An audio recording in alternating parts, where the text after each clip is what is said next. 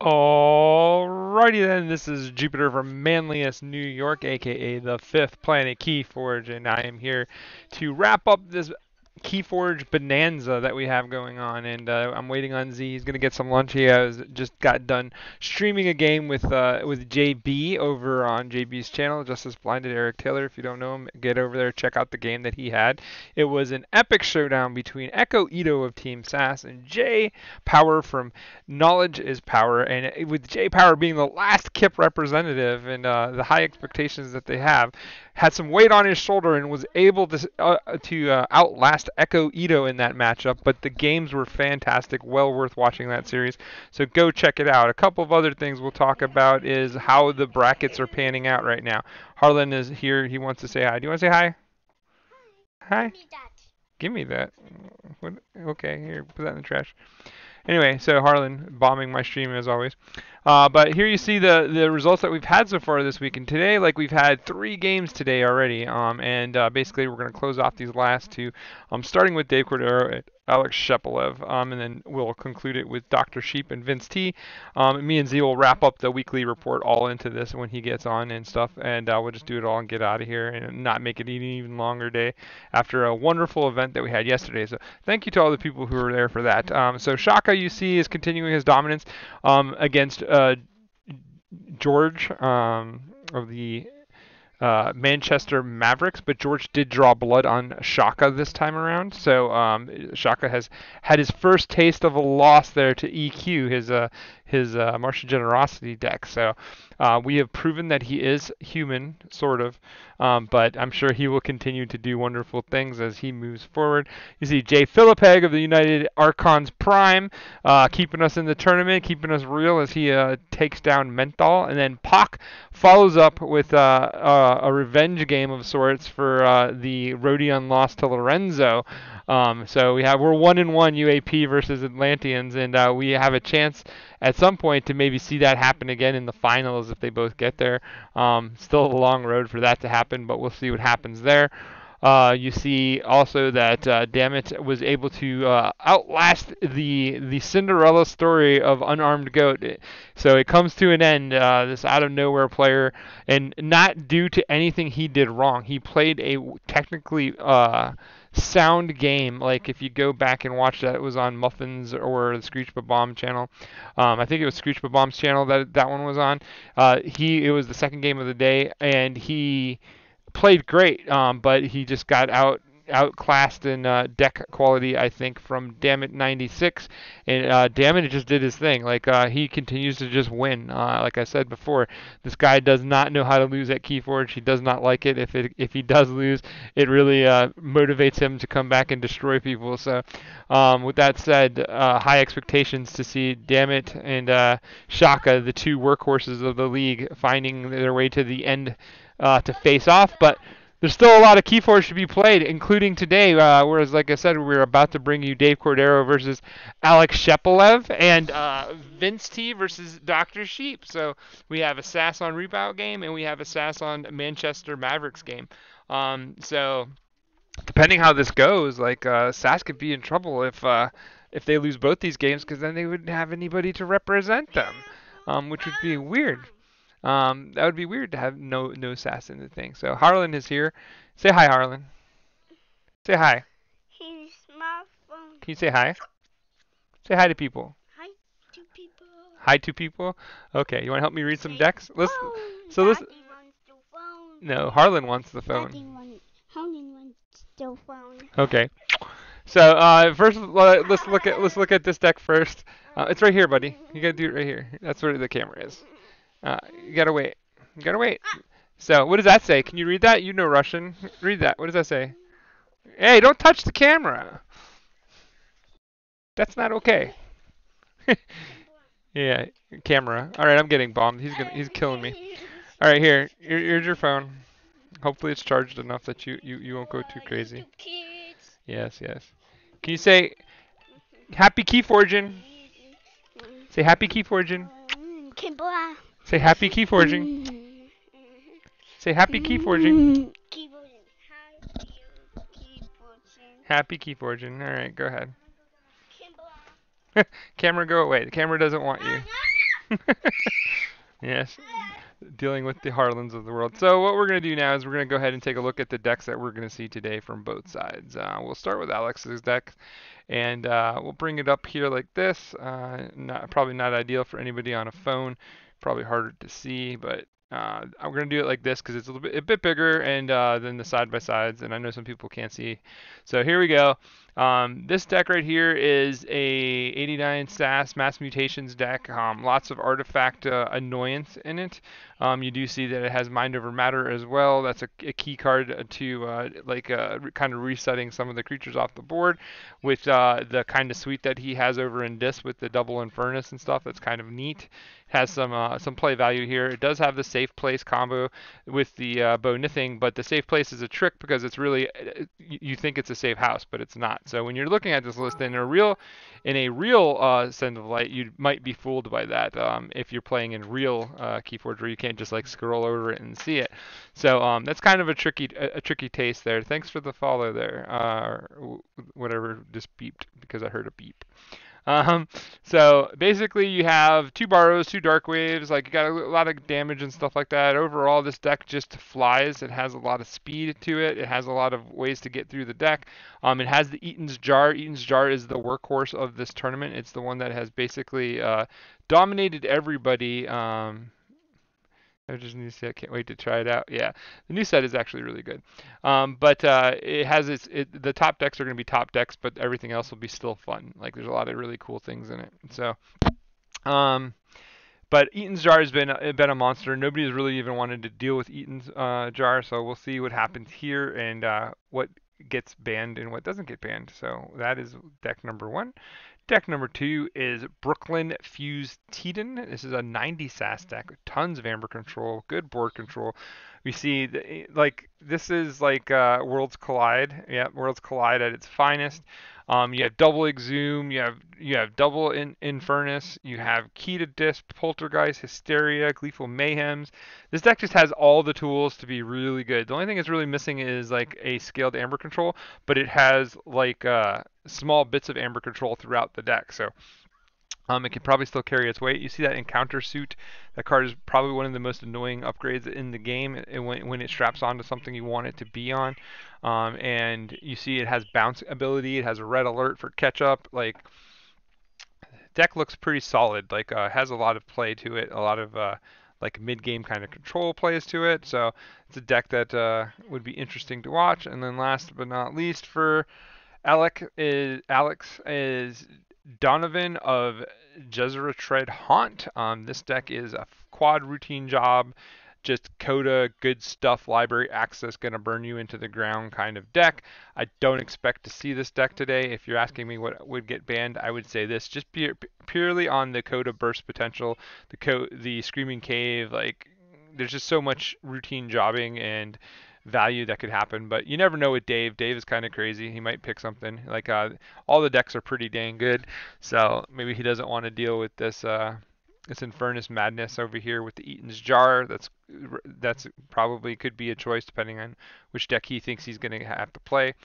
But obviously, not obviously, like obviously it's going to be a taste of what Dave wants and doesn't want. So thank you to all you guys tuning in, all the viewers that are with us on this Keyforge Bonanza. Thank you again for yesterday. I have all these packages down here, and I got to mail out from free giveaways. Look at all this from Saturday's event. Free giveaways. Mailing them out tomorrow. They're going to be awesome. Still have 3 people that haven't claimed. So if you're out there and you were there yesterday, if you are Kelly is Unique, Victor, or Craggy, you 3 need to get me information in PMs in Discord, or I'm going to recycle your gifts. So make sure that you hit me up so that I can send these out for you guys as soon as possible, okay? I've been in touch with a couple of them, but Kelly is Unique. You're the one that's you need to hit me in Discord on a PM because I haven't seen you or heard from you. So with all that said, that was Alex's 3. So we're going to move on over to look at some of Dave's stuff, and we are going to do the leader who laughs at time. This is basically super value deck for MM. You can see that it has the 3 rad pennies, it has the 2 bow nithings, has just lots of good cards to play. This double fangtooth, it has Niffle Apes, the only deck left with Niffle Apes. Maybe it was the only deck with Niffle Apes to start the series. I don't know. You see him playing Cyberclone. Cyberclone is an amazing card. He loves Zinza Zenza Zenzik. Who doesn't love the Z's, right? And he is looking just to gain a lot of value off of this and a lot of mug. But my sons want to bomb the stream with their phone calls right next to me now. So you hear that. Sorry about that too. There we're getting Z in the house. I'm here. Hopefully people can hear me. Yeah, they I can. had to eat some lunch after that crazy round. I've been watching Keyforge all morning. I got to cast Echo versus Jason. Jason did phenomenally. Congratulations. Mm-hmm. Whew, here we are. Yeah, so I've been watching all morning as well. We had only one hiccup so far, and it wasn't really too bad. It was just like trying to fix a manual mode thing, but we resolved that when the cards disappear and you don't know where they go into the ether. It kind of gets scary. But resolved and everything else has gone smoothly. We've already gone over who's won and lost. We're in the middle of doing deck analysis for Dave. I've been watching while I was rapidly eating my bowl of cereal. I had to get some lunch. Yeah, like there's not really a lot we can say that we haven't said about all these decks, so it's kind of like it feels like we're reading the same book, right? We know the Double Fang Tooth here is really good. The Cyberclone is really good. Leader That Laughs at Times, very solid deck. You know you're going to see it this played. You also have the Creature That Screams at Dreams. This is basically library access goodness with Nature's Call shenanigans, the Chota, the Pixies, the Hunting Witch, double routine job, double speed sigil. We've seen Dave make use of the speed sigil, even though it kind of makes people cringe to see speed sigil played in a Coda deck when especially when you're playing against like Worlds Collide and things like that that have all these great effects that they get. But with that said, you're going to see this one too because like most likely we're not going to see this one. This is Caruso Chef des U-Boats. This is like one of the scariest decks in the thing because if you have tools to beat it, you have tools to beat it. If you don't, you don't. There is tools on the other side, but I have a strange feeling that maybe that's the deck that gets the ban, the one that has the Eaton's Jar, because that would really wreck this deck. But if he has any thought that maybe this is where the mental game comes in with banning, right? Like what if Dave is like, you know what, I know he's going to ban Caruso, so I'm going to be aggressive and go after Brooklyn or Donovan, which like Donovan makes a lot of sense to me. But Alex counters with going, you know what, like I'm not going to ban Caruso because I know I can get a value off of it with this Eaton's Jar and try to beat it, like legit make it a chess match, right? But more likely than not, when you're at this level, they're gonna ban Caruso. They're gonna ban. He's gonna ban. I don't know. Like for Alex's set, the 3 are all pretty good. I think the scariest one is still definitely the Eaton's Jar deck. I don't want to play against Eaton's Jar. Like I just don't like it. Jar is a pretty crazy thing. We do have our bans in, or people are queuing up. We've talked about both triads, right? Yeah, both triads are talked about. We're ready. So we told everyone they started at 1. We have people or 2, whatever. We got 6 minutes. We got 6 minutes. It's okay. So as far as things going that you've seen today, like other than what was the most fun game that you saw? Most fun game? I liked all of them honestly. Like I was obviously very happy to see Pock get us back in the mix against the Atlanteans. We're 1-1 now. That made me super happy. But as far as like strategically going and like just fun back and forth, the Jason and Echo Ito had a pretty intense set of games, right? Like it was back and forth. It was fun watching the stream go, oh, this game's over. Oh, wait, it's not over. Wait, it's over. No, it's not over. I think like all 3 games of the match go into that 2-2 scenario that is pretty iconic. Our game was real cool, and Jason even on stream said that was his favorite match of the season. So yes, yeah. I'm glad that we all got to see that. That was real cool. Yeah, I definitely headed over to start this up, and I didn't hear the post-game interview, so sorry about that. But I'm sure that Jason and Echo had a good talk about like what they were doing back and forth. I know Eric had some questions for him, but all in all, it was like watching like if you're tennis fans, it was like watching Nadal versus Federer, and it's like just back and forth, back and forth, back and forth, and then like all of a sudden like you think the game is over, and then like Federer does some like crazy like through the leg like lob that he, that he pulls off and like goes through the legs and hits the ball back, and you're just like, what the hell? Why is this game still going? But it was great. It was great Keyforge. And like all weekend we've had great Keyforge, right? Because we had a pretty successful event on the 24th as well. Mhm. And lots of giveaways, lots of fun. We played some games. We watched some Keyforge. We have Yeah, we had no freaking software issues, no pairing dilemmas. Everyone seemed to have a really good time. They seemed to enjoy the format. yeah We talked about our new sealed-ish style that we're kind of like inventing here at the KFPL. yeah Corey Than's new like teaming software, whatever you want to call that, the pairing software that he made. Yeah, event software is fantastic. First time I've got to see it. I wasn't here the first time around. Had a little bit of a bugs, but that's expected. But this time around worked absolutely flawlessly. It was perfect, looked great and stuff like that. And then coupled with challenge for the end bracket, like ideal. Like so super kudos to Nathan for coming up with that and helping us out in that nature. I know it's not just for us, but it is greatly appreciated. I just need to bug him a little bit more so that he can create a single elimination bracket. Yeah. So. I mean, I think we got enough of like we have enough of the tool, and he does enough work that we don't have to bug him. But I just don't want to have to use challenge at all, and what he has like doesn't really do that. Yeah, he's in the chat. He says I kind of did. I did kind of. I would have to drop out everyone that gets the first round buys and then pair. Like no, that's not cool. Anyway, and he said you could do it. Like he's like you could do the coding for him. I'm sure. No, that's not what he means. He means like manually drop out the people like you're eliminated. No. Pair them that are in the play-in round. Challenge. Add them and then pair them again myself. The challenge is he said you can't touch his code. Hell no. Yeah, no. But I was just saying like the challenge still works though. Like for the challenge, like I do have to give challenge a little bit credit. It does for round robins and single elimination? I have never seen it have anything wrong, but we have definitely seen tons of problems with their Swiss pairing. Yeah, the Swiss pairing is cool. Yeah. So I think we're in a good place now where we feel like our events will run pretty like clean as far as like the software goes. So I feel comfortable with that because that one challenge bug we had a while back kind of got me unnerved a bit. But like, but all in all, it's all good. And then we also saw. Unnerved. We also saw the return of Little Fit, and not only did he return, like he just came back from having he basically was on the verge of getting in, and there was like some funky tiebreaker stuff that was hard to really make a decision. We made a decision. He was the one on the out. Felt kind of bad, and I understand. He kind of got salty. He admitted that, and like kind of took a break. He actually quit Keyforge, believe it or not. And it was only now with the new set coming out and stuff, he decided he wanted to come back to Keyforge.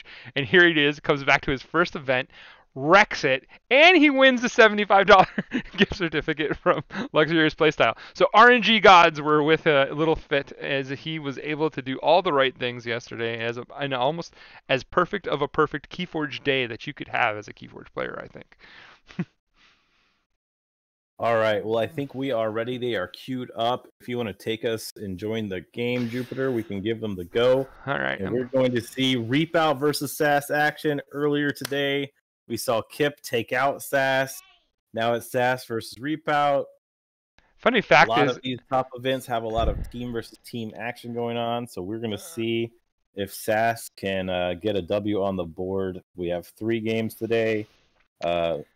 Kip's only remaining player got their win. This is Reap Out's only remaining player, so they're fighting for their team dynasty right now. Yep. All right, I'm gonna give them the go. And the funny fact here too is that Dave had to beat Uglik. He beat Uglik 3 times in a row to be here, right? Was it 3? No, twice. Twice. He beat him regular season, beat him in the top group, and then got here. Yeah, but Uglik smashed him yesterday, so it was like revenge. I think. But there we go, Dave C versus Alex, and we are on the way. And this game is going to be a classic, I could tell already. All right, on the top we have Dave running the leader who laughs at time. This is the you didn't tell us what the bands were. Oh, the bans are Caruso and Brooklyn. Brooklyn. Both Okay. Worlds Collide's deck have been banned. Dave latched onto that, furthering his claim that Worlds Collide is the best, most competitive set in the game. I'm in agreement with that thought process. I've been very vocal about that too. I like Worlds Collide as far as balance goes. I think there's only one set that I don't like. So, all right. Zinzik's a great start. On the other side of the board, you land 4 Logos creatures. That's a great start. So we're going to look at a pretty fairly high roll starts here. Fangtooth lands, which does force him to discard 2 creatures because he doesn't want to kill his own stuff. We're going straight back into the Logos line because why not? You got all these dudes. Yeah. I think Alex is just trying to get to bed, so he wants this game over as fast as possible. It's not. Oh, it's good for him. He's not that. I'm just messing. He's always around. I don't think he sleeps. Him and Echo Ito are always on. Yes, it's true. Back when he was a lot more active, Dunkoro also over there. He's in Poland. Never sleeps. Like I think it's just a very Euro thing. Just if you play Keyforge in Europe, you don't ever go to sleep. Bizarro Dave discards autoencoder. Does the deck have borrow? It doesn't it have 2? Yes, it has 2 borrows. So yes, you do have to discard your autoencoder if your opponent has 2 borrows because you don't want to win them the game. Pretty much. We just did a podcast on autoencoder. It'll be out this week, and it's just value. So much value in autoencoder. So are we going to see a borrow Seeker Needle Rizzo? That would be fun. That'd be silly. It'd be pretty fun. Nope, we're going into this. Pain Reaction will take care of the Rizzo. Snorette's going to land, probably going to be eaten by Fangtooth soon. And Furnace is going to purge out his opponent. He is choosing opponent. Echo Eater responding in chat saying, I sleep in the morning. I'm lucky I make a job where I can work with elastic hour shifts. Well, we're lucky too, because you're a great player and it was very fun to watch you play. All right, we're seeing this in 10. All right, there's a second. The double Fangtooth is online. We've seen this warp the game before. I'm sure we're going to see it warp the game here. He had to choose a target for Growth Surge, which is somewhat unfortunate. I don't expect Dave to be playing anyway, though. So no. I expect him to just use his pip engine, right, and try to win. This does mean the key sticks. So there's the key, but his opponent's already on key. Yeah. When it comes down to it, though, there's the Nero be like, who has to play creatures at all? Yeah. Who has pips, right? Yeah. Who has the most pips? Could actually do that comparison. So that kind of favors Alex here, right? Because like he could start stripping those pips. Oh, there's a good play right there. Purge one of the Infernuses, gets the value. Mm-hmm. Now he gets to kill both his creatures. The Cyberclone goes back into the deck. That's gonna be nice. Because that Cyberclone is like busted, especially when you can just keep looping it. Cyberclone is definitely one of my favorite cards in MM. I have a lot of cards that I love in MM because it's a great set. Mm-hmm. Here's another Infernus. So yeah, I think you're on to something. Like long game has to favor. So this deck on the bottom is called Grumpy. If you translate it, the team calls it Grumpy because you have the 2 Infernuses. One of them's gone now, but if he gets enough replays on the Infernus combined with the jar, but the jar would just get reclaimed, right? Like probably, I would think. I guess steel, double steel, needle. But do you, but wouldn't you just put the jar on the reclaimed by nature? I think it always depends on the scenario, what you're looking at, because forcing them to reclaim the jar itself means they're not getting any extra value from the reclaimed. But he's also stopping the value of him ripping his Fangtooth for 2 amber, like for a spike, right? Yeah, but I think I would want him to target. Well, I don't think he would do it until he was in a position where he thought he could win, right? Like that's what I'm saying. I think that Dave is like driving right now, and all he cares about right now is making amber, right? Pushing amber. We are seeing that Rad Penny, Seeker Needle Fangtooth scenario right now. Yeah. It can be very, very hard to get out of that. So that is what we're looking to see. If there is an answer, what would it be? I don't know. Like I think Dave is in pretty strong control at this point. Yeah, the borrowed. The chat is saying, "Where's that borrow secret needle?" Flipping over to Alex, very very big deal right now. Because even with the Fangtooth killing them, that means you can't draw them because you draw before you fire Fangtooth. Yeah, but it just takes away an amber per turn, right? Like that's an extra amber. Like this is all just pure. So I guess we're gonna see what he does call, because I think I need to get out of the red penny stuff, but he does decide to call Claimed by nature. Claim by Nature. It makes that a dead card too in hand, so that's good too. So that saves him 2 amber pips and puts a chain in his hand that he has to get rid of just discarding. So, but we'll see. Yeah, but that leaves your opponent in the red penny cycle. Yeah, right now. That's true. Like that's, I probably would have called red penny, forced him to take a not shadow turn. In this scenario, I think maybe calling red penny would have been better because he's just in a bad spot of like trying to keep. Oh, there's the borrow, and he takes Fangtooth. It's like screw it, I'll take both of them. Now I control the Fangtooth. That is kind of a good idea.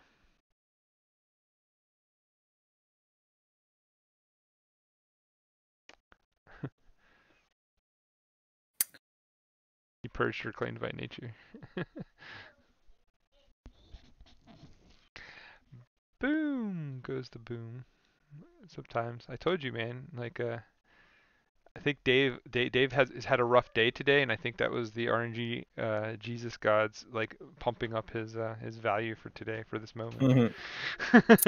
Hey, well, it's not over yet. We're still see what happens, but yes, down a key, similar amber, Fangtooth online does make it hard to progress past a certain point. Bursting to 8 here might hold though.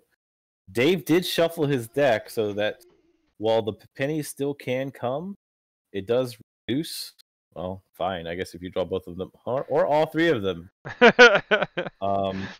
Yeah, that is some RNG slaps in the face right there. Well, I mean, that was planned though. That was played to. Like that wasn't. I wouldn't call that RNG. Like sometimes I think people are quick to say RNG. I know you didn't mean it there, but he played into that. Like that's the end of the deck. He flipped his deck. Oh, yeah. At the point he flipped, he had to have drawn. Yeah. He was playing that. So that. But had like a few turns ago, what I was talking about, if he had forced this Untamed turn earlier, there's a chance that exact scenario wouldn't have happened. Yeah. But I don't think that would have actually changed the result per se. No, because he would just had his Eaton Jar like removed from game, and he would have been back on the cycle, and then he still had to draw the borrows, which he actually did. So I don't know how much it changes it, but either way.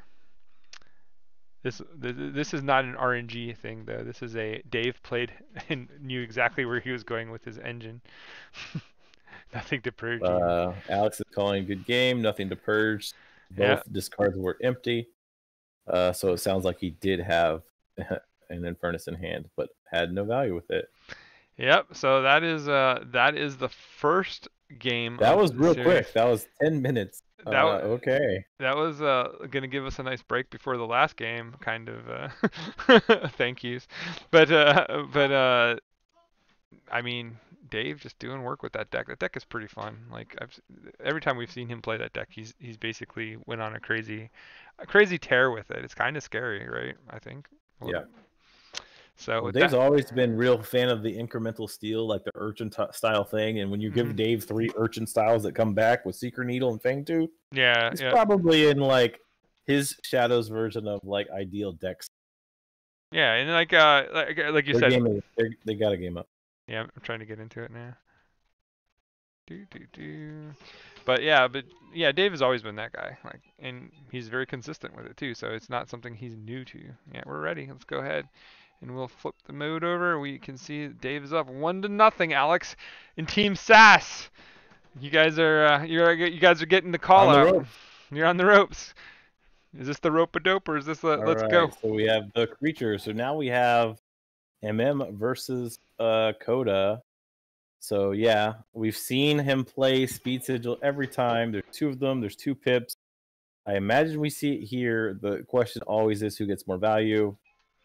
Creature does get a ton of value out of it, as we saw last game. It literally won him the game, even against the Star Alliance. And there's very select things that are actually good with Speed Sigil in the other deck. Like I guess the best thing you have is Histocrog. So I think this is definitely the Speed Sigils definitely favor creature in this matchup. But the artifact control on the other side with creature is just Strange Gizmo and remote access.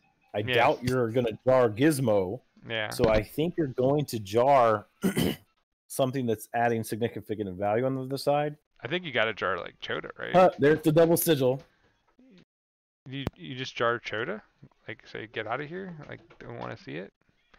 It's pretty good. Jar what? The Chota? Like just like stop the Nature's Call like value turn that he gets with the regrowths and stuff. And then the Penthe Seed, but I don't know, maybe not. Guess the way the deck works, there's an argument if you haven't seen both, maybe both regrowths. Yeah, regrowths would be pretty good too, but it still does leave you with the Nature's Call. But there's only 1 Hunting Witch, so I guess that's not so bad, and 1 Dust Pixie. So maybe the regrowths are the call. Yeah, I don't know. There's a lot. It'll be interesting to see where this goes. That said, we just saw a regrowth, so that's no longer the call. We just saw a Nature's Call, so that's not the call. Chota forges a key. Yeah. On turn 3. It's like that's what this deck does. It goes fast. Diametric is going to do work here. It's going to get the kill. Yeah. So the good thing, like, is that he's at least digging, right? Like he's getting to the things and setting up. If he sets up, I think Dave will be in trouble. Like once the Infernuses and stuff start coming online, this game will get ugly for Dave.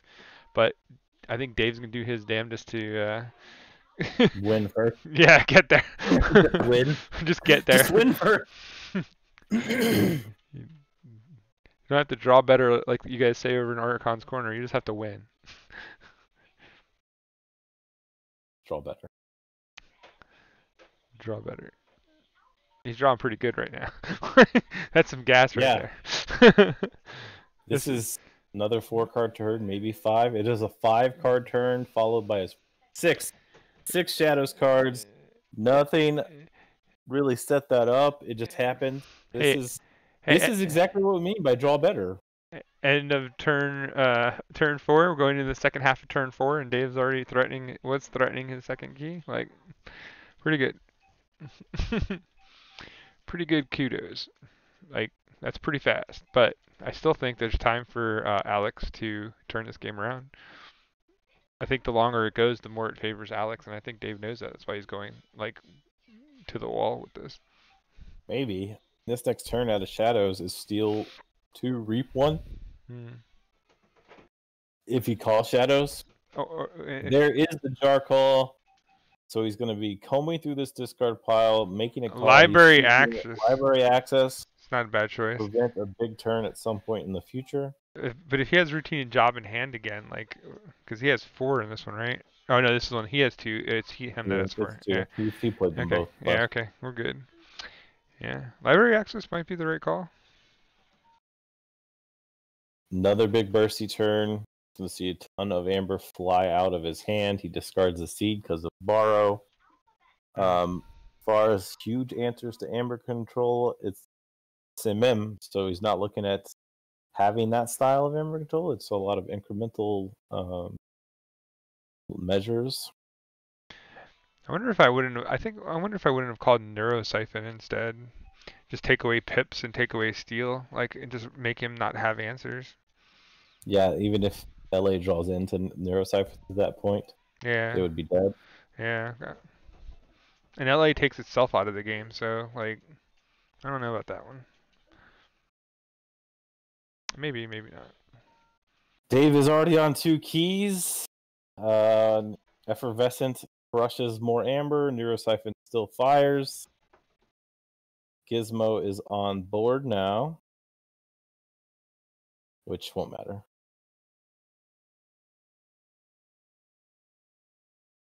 And then, yeah, he's just going to keep pushing to amber. This is not looking very good at all. No, this is looking like a drive-by, man. guy, Dave. I told you, Dave got all that stuff going. Thing.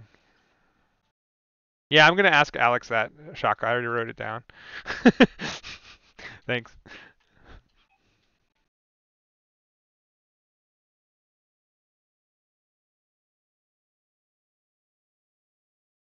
I mean, yeah, what Corey's saying is kind of true. He'd already lost like he's not gonna get rid of seed because of the borrow threat. Like he wanted to borrow that. He's not gonna think, but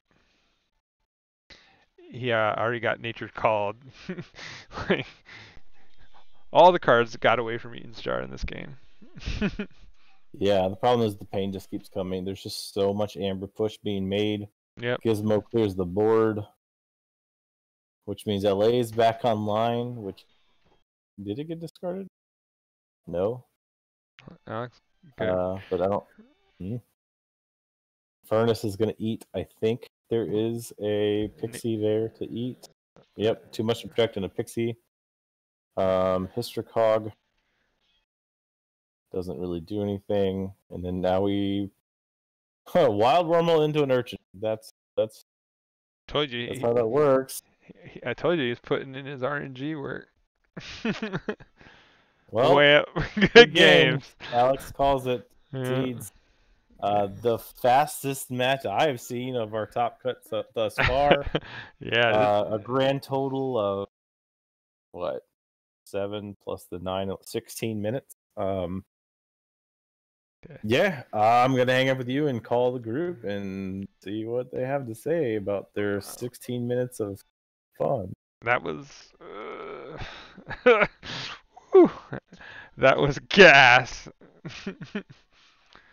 Holy crap. Dave wanted to keep this one short. He's had a long day. Wow, guys, that was something not too fun to watch, I don't think. I guess it was fun in the idea if you like watching high rolls and good values, but that was actually just absolutely nuts. And he destroyed the comp there. So right. All right, we bring him in. This is Dave and Alex here with us, and Z. So guys, good match, I'll say. I don't know if I interrupted you guys. That was 16 minutes. 16 minutes. Supposed to play it out a little longer, guy. So I'm guessing what I said earlier was true, is that, see, you had all this bad luck all day because it was storing you up for this RNG greatness, because I think you drew about as perfect as you could both games. And on game 2, that is 100% the case, yes. Poor I have no complaints about that draw at all. Well, the last wild wormhole could hit library access, but other than that, I have no complaints. I don't know. I think an urchin there was probably right, yeah. close to the nuts. Oh man. So we do have one question for you, Alex, before we get too far in. The only thing that we really had, like, we were a little confused on is when you had your Eaton's Jar, what made you in the second game choose to pick library access? Was it just because he'd already blown through most of the good stuff? Like, why wouldn't you take, like, maybe the neurosiphons and kind of limit his library access in that way? Like, what was your thought on that? Well, he has a lot of good stuff for library access. I can, while phase shift, neurosiphon. I mean, basically, I don't care about this choice because it's already done. He played MTP on double routine jobs, all the stuff I really want to ban. It was already played. It's already played, yeah. That's true. Yeah, I mean, okay, let's ban. Yeah. Not help anyway. No. Yeah, like the start was super fast when he was able to key turn 3. Yeah, I think you got a key on turn 3, and then the following turn after the key on turn 3 was 6 shadows from hand. Like, well, this is Keyforge. This happens sometimes. Yeah.